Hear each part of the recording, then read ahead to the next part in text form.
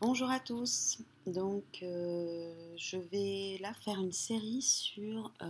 J'avais envie de demander quelles sont les erreurs dans le parcours, quelles sont les erreurs et qu'est-ce qu'on a à travailler. J'ai commencé en fait par le faire dans le cadre des parcours de moitié d'âme.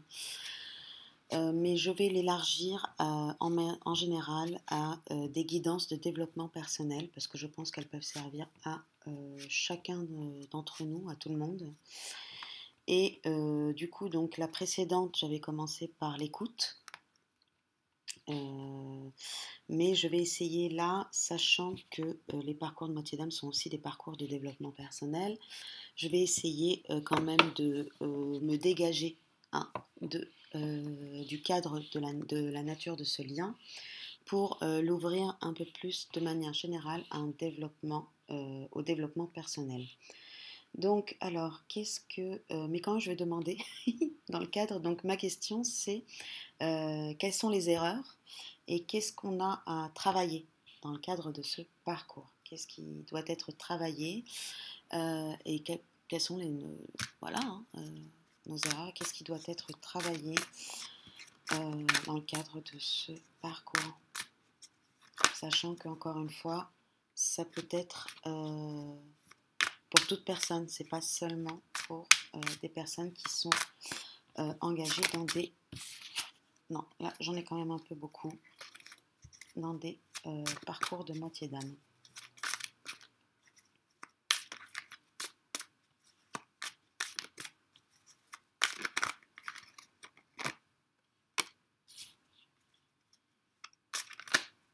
Est-ce que j'ai une autre carte?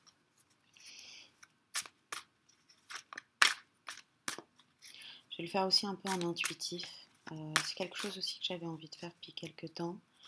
C'est prendre une carte et voir qu'est-ce qu'elle me raconte. Voilà.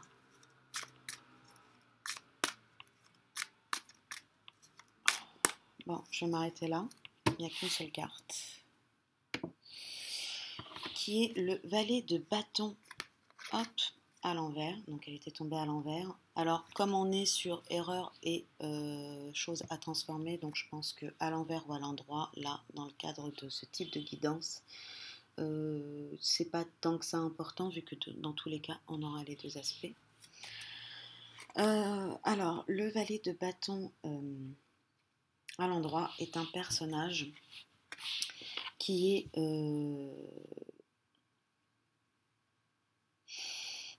dans l'observation, qui est un peu en stand-by, j'ai envie de dire, hein, qui est un peu dans la vita contemplative, hein, si on reprend les termes d'Hannah Arendt. Donc il est un peu dans cette vita contemplative, hein, donc il contemple, il observe, mais il ne s'engage pas encore, hein. Il n'est pas encore engagé comme le cavalier de bâton. Il ne s'engage pas dans l'action consciente. Voilà. Donc c'est un personnage qui est quand même dont la conscience, hein, dont les intuitions sont florissantes, hein, dont les intuitions sont comment dire, sont là, hein, fleurissent quoi, elles sont présentes, mais voilà, il se ronge quand même les ongles, il évalue, enfin il se ronge peut-être pas les ongles, mais il a quand même la main sur le menton en train de cogiter, de se demander, de se poser des questions. Et du coup, ce qui le met quand même dans une position d'inertie. Alors que le volcan est en train de fuser derrière, hein, il est en pleine éruption. Voilà. Donc il garde quand même tout son calme alors que le monde tremble. Voilà, donc avec cette carte, alors quelles sont les erreurs entre guillemets, hein, quelles sont les choses qui doivent être travaillées? Je pense à l'inertie. À l'inertie, c'est-à-dire que même si on a de bonnes idées, même si on a des intuitions, on ne les met pas en pratique dans notre vie quotidienne. On ne leur permet pas de s'exprimer. Et là, Donc il était à l'envers, hein.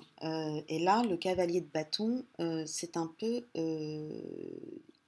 il nous dit, ok, c'est bien beau d'avoir des idées, c'est bien beau d'avoir beaucoup d'intuition, d'être inspiré, mais concrètement, si on ne le manifeste pas dans la matière, d'abord, son soi ne s'exprime pas, donc ça crée des crac, crac, crac, crac, choses pas très agréables,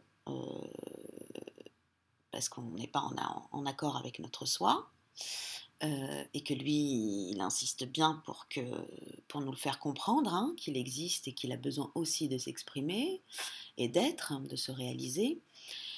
Et que en plus, j'ai envie de dire, donc il n'y a pas, d'abord on laisse pas s'exprimer son soi, mais en plus on n'est pas en accord avec, avec ce que nous devons faire, avec ce qui nous est appelé à être fait. Si on a une idée et une intuition, je ne sais pas, j'imagine par exemple pour une personne qui a envie, moi j'aime écrire des poèmes par exemple, donc, mais juste rester dans l'idée de aimer écrire des poèmes, ça ne fait pas de moi une poète.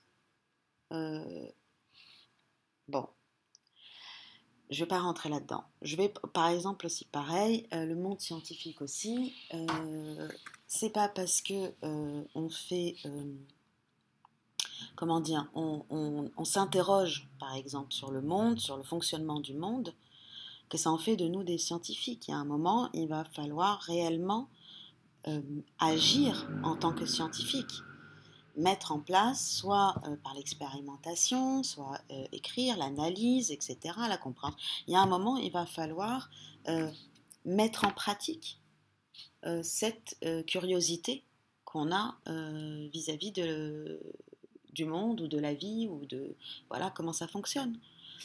Donc c'est ça, je trouve que c'est bien trouvé là.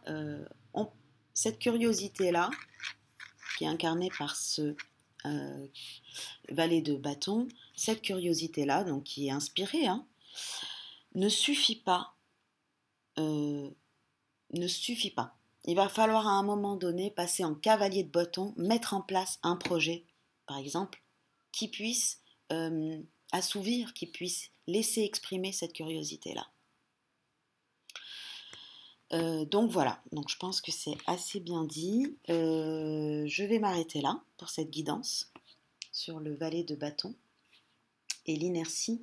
Donc c'est un peu l'idée d'Hannah Arendt, là, une autre grande philosophe, de passer de la vita contemplativa, hein, de la vie qui observe, qui est là, passive, qui observe, qui ne fait que recevoir, j'ai envie de dire, très lunaire, très imaginatif, très lunaire, mais à la vita activa. Donc passer du yin au yang. Et que le yang serve le yin, manifeste le yin dans la matière. Voilà, j'espère que cette vidéo vous a plu. Je vous remercie pour votre écoute et je vous dis à très bientôt.